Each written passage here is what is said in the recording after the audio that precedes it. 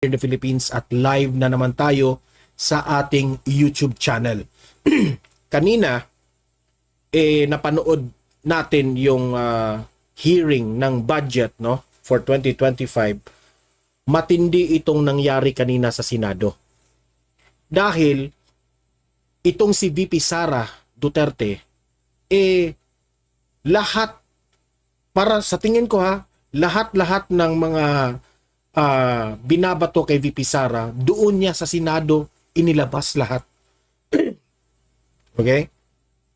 At talagang sunog na sunog itong si Riza Hontiveros. Napahiya siya dito kay VP Sara. Grabe nga, so satisfying. Dito ko talaga nasabi na my vice president will be the next president this coming 2028. Grabe yung ginawa ni VP Sara kanina. Nakakahanga.